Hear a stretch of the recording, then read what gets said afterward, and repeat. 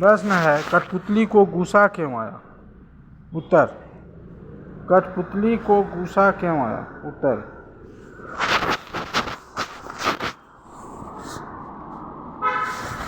कठपुतली के आगे पीछे धागे ही धागे थे, अर्थात वह कुछ भी करने को स्वतंत्र न थी। वह पराधीन रहकर जीवन बिता रही थी। ऐसा जीवन उसे लंबे समय से जीना पड़ रहा था। अपनी स्वतंत्रता की चेतना जागृत होने पर कठपुतली को गुस्सा आया।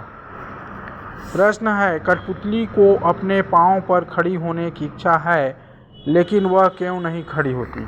उत्तर, कठपुतली को अपने पांव पर खड़ी होने की इच्छा है, लेकिन वह खड़ी नहीं हो पाती है, क्योंकि उस पर बाकी कठपुतलियों की स्वतंत्रता की जिम्मेदारी आती है। अकेले उसी के स्वतंत्र होने से कोई बात नहीं बनने वाली है। आवश्यकता है सभी कठपुतलियों के स्वतंत्र होने की। पहली कठपुतली की बात दूसरी कठपुतलियों को क्यों अच्छी लगी? उत्तर, पहली कठपुतली की बात सभी कठपुतलियों को अच्छी लगी। अच्छी इसलिए लगी कि अन्य कठपुतलियाँ भी इस बंधन युक्त जीवन से मुक्त होना चाहती थीं। आखिर स्वतंत्रता सबको अच्छी लगती है और वे स्वतंत्र होना चाहती हैं।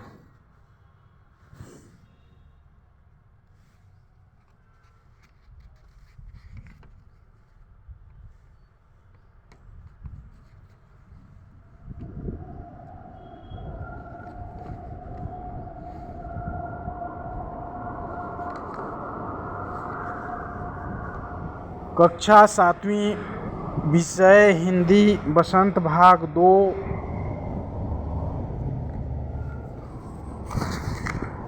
पाठ 5, मिठाई वाला। इसके रचयिता भगवती प्रसाद वाजपेयी जी हैं। पाठ का सारांश, इस कहानी में उस व्यक्ति का मर्मस्पर्शी वर्णन है जो खिलौने वाले, मुरली वाले और मिठाई वाले के रूप में बच्चों के बीच जाता है और उन्हें खुशियां देकर अपने दुख दूर करने की कोशिश करता है। खिलौने वाला और बच्चे। खिलौने वाला अपने खिलौने बेचने के लिए मादक और मधुर स्वर से गाता, बच्चों को बहलाने वाला। खिलौने वाला, उसके मुंह से अधूरा सा वाक्य सुनते ही बच्चों में हलचल मच जाती थी। बच्चे अपना खेलना भूलकर उसके पास चले आते थे। युवतियां अपने दरवाजे पर पड़ी चीख उठाकर छज्जों से नीचे झांकने लगती थी। बच्चों से घिरा खिलौने वाला अपने खिलौनों की पेटी खोलकर बच्चों के बीच बैठ जाता था। खिलौने देखकर पुलकित बच्चे अपनी तोतली आवाज़ में उनका मूल्य पूछते थे। वह बच्चों की छोटी छोटी उंगलियों में दबे पैसे लेकर खिलौने दे देता था। बच्चे अपने खेल में मग्न हो जाते और वह आगे बढ़ जाता।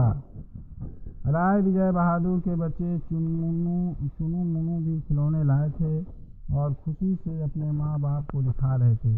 उनकी माँ रोहिणी ने पूछा कि कितने में लिया है? मुनु बोला 2 पैसे में। रोहिणी सोचने लगी कि इतने सस्ते खिलौने वह कैसे दे गया। इस विषय में उसने ज़्यादा सोचना ठीक न समझा। मुरली वाला और बच्चे। 6 माह बाद नगर में एक मुरली वाले के आने की चर्चा जोरों पर थी। लोग मानते थे कि वह मुरली बजाने में काफ़ी निपुण है। वह मुरली बजाकर, गाना सुनकर 2 पैसे में मुरली बेचता है। इसे पता नहीं उसे क्या मिलता होगा।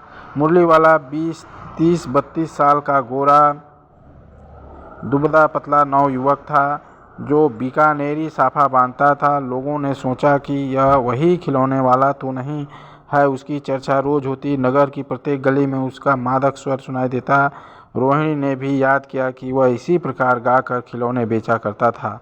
उसने अपने पति से चुनु मुनु के लिए मुरली लेने की बात कही। उसके पति विजय ने मुरली वाले को आवाज़ दी। मुरली वाले के साथ बच्चों का पूरा झुंड भी आ गया। बच्चे एक साथ कह उठे, हम भी लेते मुरली और हम भी लेते मुरली। मुरली वाले ने कहा कि मैं सबको देकर जाऊंगा। विजय बाबू के दाम पूछने पर उसने बताया कि है तो 3 पैसे की, पर 2 पैसे में ही मैं लगा लूँगा। विजय बाबू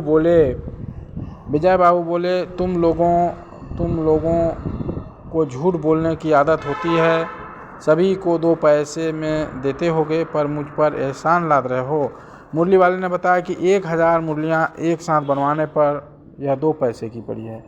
विजय बाबू ने उससे 2 मुरलियाँ लीं और अन्य बच्चों को मुरलियाँ देकर वह चला गया। एक बच्चे के पास पैसे न थे, उसने उस बच्चे को अपनी माँ से पैसे लेने का उपाय बताकर एक मुरली दे दी और चला गया। मुरली वाला काफ़ी दिनों तक वापस नहीं आया, पर अपनी सहृदयता और सस्ती मुरलियाँ बेचने की अमीर छाप सबके दिलों पर छोड़ गया। उसकी स्नेहसिक्त आवाज़ को रोहिणी अक्सर याद किया करती थी। मिठाई वाला और बच्चे सर्दियों के दिन थे। इस बार वह 8 महीने बाद आया था, पर अपने नए रूप में मिठाई वाला बनकर। उसके मुंह से बच्चों को बहलाने वाला मिठाई वाला सुनकर रोहिणी छत से नीचे आ गई और बच्चों की दादी से चुनू मुनू के लिए मिठाइयाँ खरीदने के लिए मिठाई वाले के बुलाने के देखा। घर में कोई बड़ा न था, इसलिए वह चीख की ओट में बैठ गई। मिठाई वाले ने आते ही पूछा, कितनी मिठाइयाँ दूँ? ये खट्टी मीठी जायकेदार है जो देर तक मुंह में रहती है। 1 पैसे की 16 का भाव उसने बताया। दादी ने 1 पैसे की 25 न देने पर 20 देने की बात कहकर उसे 4 पैसे की मिठाइयाँ देने को कहा। वह जब मिठाइयाँ देने लगा तो दादी ने पूछा, कभी इधर पहले भी आए हो? कहाँ रहते हो? पहले भी आया हूँ। रोहिणी के पूछने पर उसने बताया कि पहले भी खिलौने था मुरली बेचने आ चुका हूँ। रोहिणी ने उसके बारे में कुछ और भी पूछा कि तुम्हें इसमें क्या मिलता होगा। उसने कहा कि बहुत कुछ, सस्ता सामान बेचने का दूसरों को खुशी देने की लालसा। दादी और रोहिणी के बल देकर पूछने पर उसने बताया कि कभी वह भी नगर का धनी व्यापारी था। उसके 2 बच्चे और सुंदर सी पत्नी थी, मगर समय का खेल, अब उसके पास कुछ भी नहीं है। वह अपने उन्हीं बच्चों की खोज में निकला है।